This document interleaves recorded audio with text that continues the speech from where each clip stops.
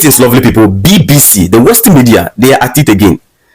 Now that they see that the new administration of Ghana is now interested in working with the Sahel, they now pull up this article. They begin to pull up some narrative in the system to create tension between the public of Ghana and their leadership.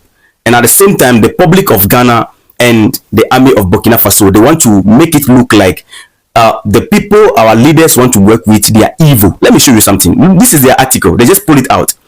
Now, the headline says, why some Ghanaians are fighting in insurgency hit Burkina Faso.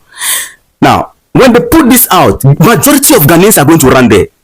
Why would they put the headline like this and put this out? Because the Ghana government want to work with the Sahel, and that is going to be a game changer for them.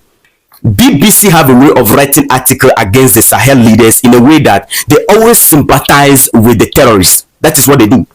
BBC, CNN, and co, the Western media, they always sympathize with the terrorists. You will not see these people investigating this issue or going to the civilians and asking how the terrorists are treating the civilians, jumping on them and then attacking them, to get report that will brand the terrorists as evil people. But no, they will go to the terrorists, gather report from them, hear from the terrorists, report the lines that make the army of Burkina Faso look bad, then they'll come and put it on their page. Let's read just few lines.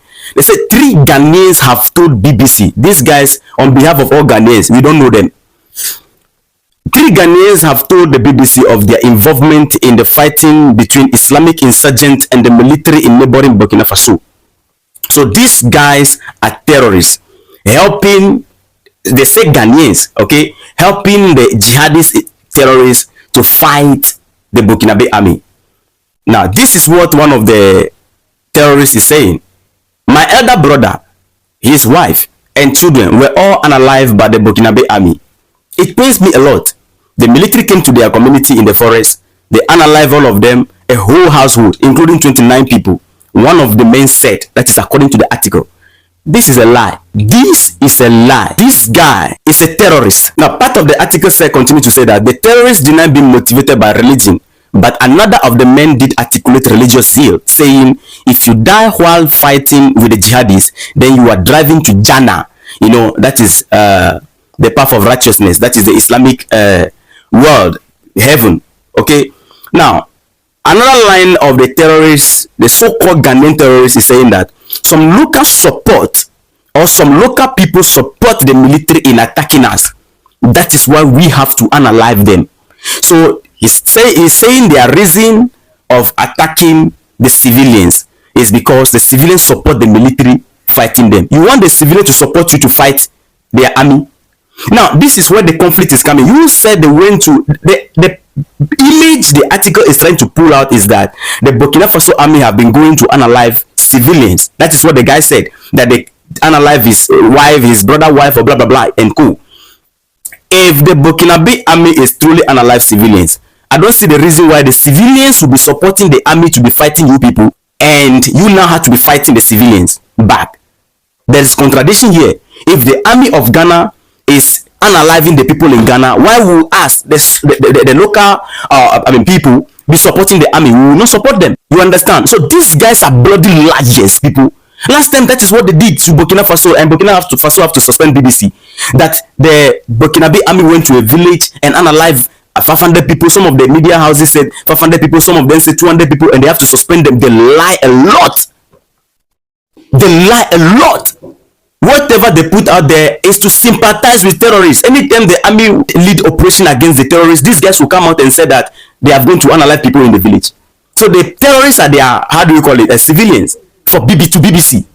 Now, this is where I have a problem. The BBC was unable to confirm their claim, but they show us pictures of weapons. You have not confirmed their report, but you put it on your page because they want to paint an image. What they are trying to do is that they want to create tension. So the Ghanaian people reading this, we are going to see the Burkinabe army, some kind of evil people that our leaders want to work with, then we can disagree with our leaders in this. That is what they don't want us to come together.